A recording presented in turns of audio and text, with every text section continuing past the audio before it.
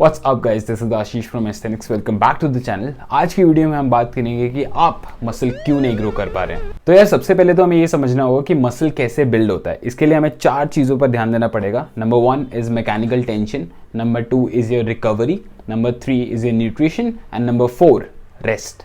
तो first factor की बात करते हैं जो कि है मैकेनिकल टेंशन। नहीं, वो वाला टेंशन नहीं। मैकेनिकल का मतलब है कि how forces act upon something. ठीक है, अब वो समथिंग हमारे केस में है हमारा muscle, and tension is basically हमारे मसल पर कितना स्ट्रेस आ रहा है over a period of time. अब सीधा सीधा पॉइंट पर आए तो मसल बिल्ड करने के लिए जो आपको मैकेनिकल टेंशन चाहिए उसके लिए आपको ट्रेन करना होगा 6 to 12 की रेप रेंज के अंदर।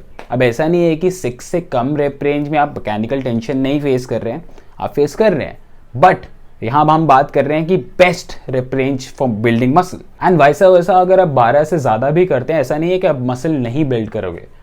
Again we are talking about the best rep range. अब ये तो हो गई रेप रेंज की बात। अब आपको मेक श्योर करने की अगर आप जिम जाते हो, आप प्रोग्रेसिवली ओवरलोड कर रहे हो अपनी मूवमेंट्स को।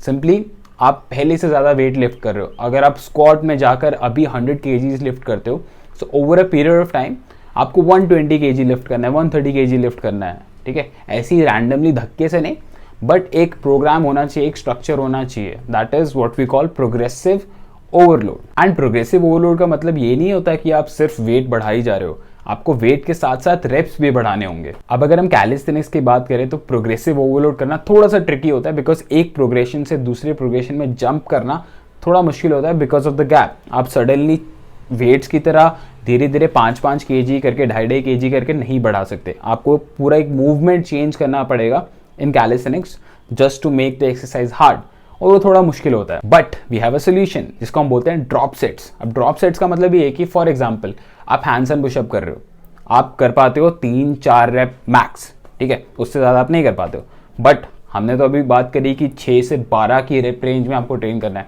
उस केस में you can start with handstand push up. आप हैंडस्टैंड पुशअप से स्टार्ट करो, बट जैसे ही आप लेट्स से 3 रेप करे, 4 रेप करे, उससे आगे आपको पता नहीं होगा, you move on to an easier variation. अब ईजियर में क्या है, हैंडस्टैंड पुशअप से हैंडस्टैंड पुशअप के आप डिफरेंट वेरिएशन ट्राई कर सकते हो जो नॉर्मल हैंडस्टैंड पुशअप से थोड़ा इजी है। अगर वो भी नहीं हो रहा है, आप एलिवेटेड पाइप पुशअप ट्राई कर सकते हो, आप रेगुलर पाइप पुशअप ट्राई कर सकते हो। बेसिकली कहने का मतलब ये है कि इंटेंसिटी आप कम कर रहे हो इन बिटवीन द सेट, इसको हम बोलते हैं ड्रॉप सेट। सो आप ये यूज कर सकते हो to lie in that rep range. और इसी में ही सबसे इंपॉर्टेंट पॉइंट ये है कि अगर आप मसल बिल्डिंग के लिए ट्रेन कर रहे हो, आपको मूवमेंट्स को स्लो परफॉर्म करना होगा। देखो कैलिस्थेनिक्स की मेंटालिटी, कैलिस्थेनिक्स वाले लोगों की ये मेंटालिटी होती है, मेरी भी थी पर्सनली, अभी मैंने इसको ठीक करना चालू करा है कि मूवमेंट को हम एकदम फास्ट परफॉर्म करते हैं, whether it's pull up, push up, कुछ भी हो। ठीक है, एकदम फास्ट परफॉर्म करते हैं, जो कि कहीं ना कहीं हेल्प करता है।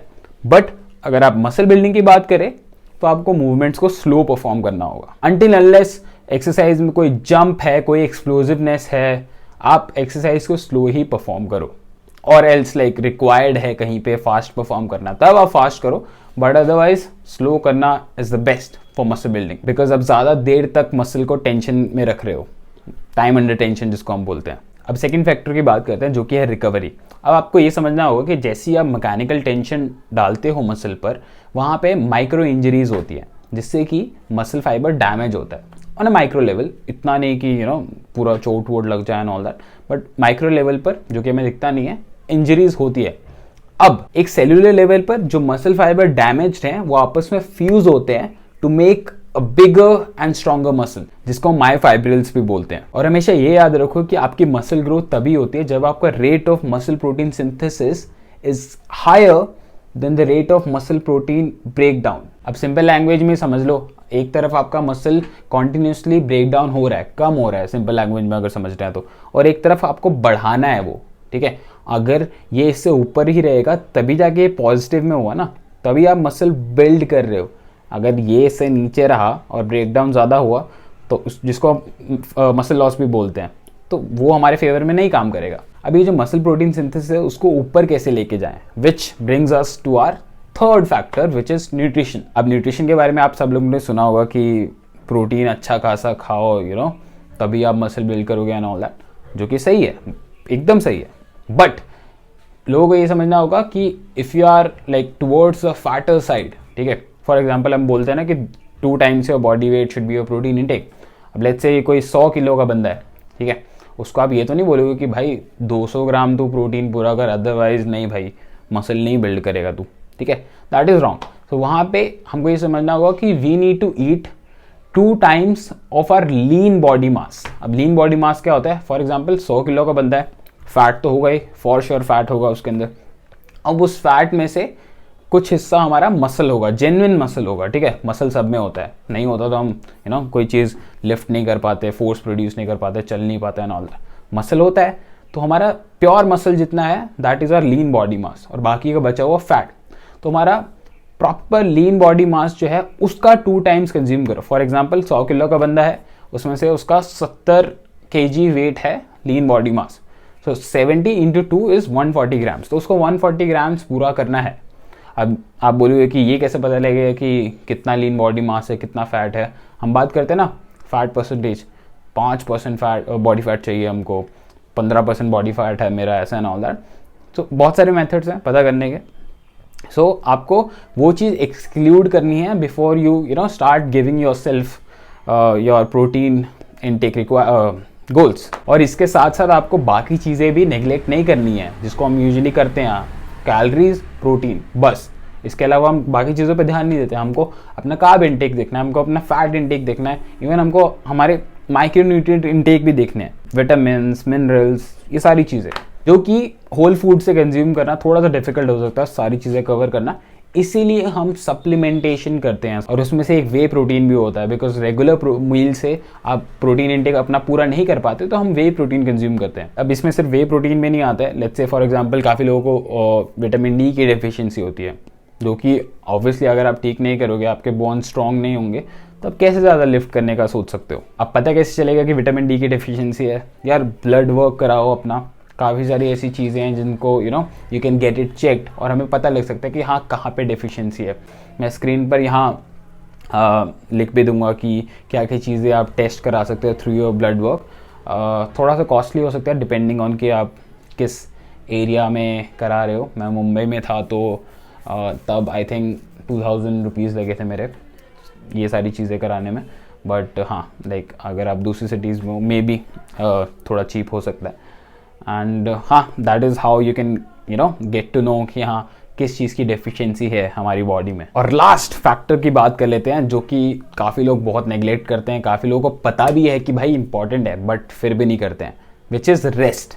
अब रेस्ट से मेरा मतलब है स्लीप। सिंपली काफ़ी लोग कम सोते हैं, या फिर काफ़ी लोग सोते भी हैं तो काफ़ी इरेगुलर शेड्यूल होता है, रात को लेट सोना, सुबह जल्दी उठ जाना, फिर दिन में सोना, नैप्स लेना एंड ऑल दैट। ये सारी चीज़ें हैं जो कि हमारी डे टू डे लाइफ में अगर हम बिल्डअप करते रहते हैं ये, तो काफ़ी फ़र्क पड़ता है हमारी ओवरऑल परफॉर्मेंस पर, हमारे ओवरऑल लाइफस्टाइल पर, हमारे मूड पर। एंड अगर हम बात करें कि कितना सोना इज़ इनफ, हम बात करते हैं ना कि इतना घंटा सोना चाहिए एंड ऑल दैट, ये वो, so somewhere between 7 to 9 hours is good, ठीक है।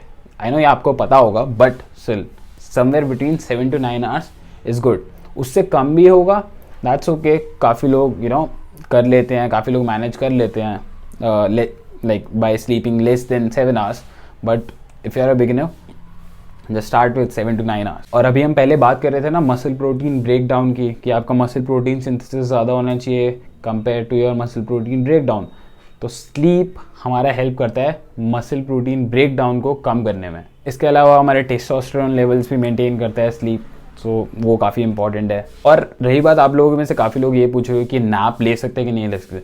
देखो ऑब्वियसली अगर आपको चांस मिल रहा है, आपको पता है कि आप रात को नहीं सोए इतना, आपको चांस मिल रहा है, नैप ले लो, ठीक है, बट इसको हैबिट मत बनाओ, बिकॉज लाइक नैप से हमें वो बेनिफिट नहीं मिलेगा जो एक प्रॉपर पूरे रात की नींद से हमें मिलता है। एंड ओवरऑल ऐसा भी नहीं है कि आपको जल्दी सोना है, जल्दी उठना है, आप जिस भी टाइम में सो रहे हो just make sure your regular with it. अगर आप 2 बजे सो रहे हो तो हर दिन 2 बजे सो, और प्रॉपर अपना 7 to 9 आवर्स का गोल कंप्लीट करो, and wake up and do all the stuff that you do. And me personally मैंने एक्सट्रीम एंड्स पे सब कुछ एक्सपेरिमेंट करा है। मैं 4 बजे सोया हूँ, 5 बजे सोया हूँ, मैं 4 बजे उठा हूँ, 5 बजे उठा हूँ। तो मेरे केस में इट्स लाइक अगर मैं थोड़ा लेट जागता हूँ रात को, मुझे ऐसा लगता है कि मेरी प्रोडक्टिविटी थोड़ी सी ज़्यादा होती है। और आई नो लाइक डिस्ट्रैक्ट होना भी थोड़ा ईजी है, because like you have all the access, phone, laptop, सब कुछ। बट हाँ, लाइक मेरे केस में एनर्जी लेवल्स रात के 12 से 2 बजे के बीच में थोड़े से ज़्यादा होते हैं, एंड मॉर्निंग में इतने नहीं होते हैं। सो इट डिपेंड्स लाइक कि आपका यू नो बॉडी टाइप कौन सा है, जिसको हम क्रोनो टाइप भी बोलते हैं, और वो हमारे मोस्टली जेनेटिक्स पर डिपेंड करता है। एंड ओवरऑल अगर हम सब चीज़ों को समराइज़ करें तो देखो यार, आपको ये समझना होगा कि मसल बिल्डिंग टेक्स टाइम। कोई छोटी मोटी चीज़ नहीं है कि यू नो 1 मंथ करा, 2 महीने करा, 3 महीने करा, इवन 4, 5, 6 महीने करा और बिल्ड हो गया मसल। नहीं, मसल बिल्ड करने में सालों लगते हैं, मसल बिल्ड करने में टाइम लगता है। तो अगर आपको लगता है कि आप सब चीज़ें सही कर रहे हो, ठीक है, आप प्रोग्रेसिव ओवरलोड कर रहे हो, आपका न्यूट्रिशन भी ठीक है, आपका स्लीप भी ठीक है, यू आर रिकवरिंग वेल, तब आप बस पेशेंस दिखाओ, क्योंकि सब चीज़ें सही है बट टाइम लगता है, आपको ये समझना होगा। So like stick to the plan. और काफ़ी लोग ये बोलेंगे कि यार सब कुछ सही कर रहा हूँ, मसल नहीं बिल्ड हो रहा और मज़ा भी नहीं आ रहा। देखो, अगर आपको एक और फैक्टर ऐड करना ही है तो आप अपने परफॉर्मेंस में ऐड करो। अगर लेट्स से फॉर एग्जांपल आप 50 kg लिफ्ट करते हो किसी चीज़ में, अगर आपने 60 kg लिफ्ट किया, ठीक है, बेटर फॉर्म के साथ, that means it's a progress, तो आप उस पर ध्यान दो। And this is it for the video guys, thank you for watching, subscribe for more and follow me on Instagram, मैं लिंक दे दूंगा डिस्क्रिप्शन में। अगर आपको मेरे ऑनलाइन कोचिंग ज्वाइन करनी है, if you are interested in it, I will give you the link also description में।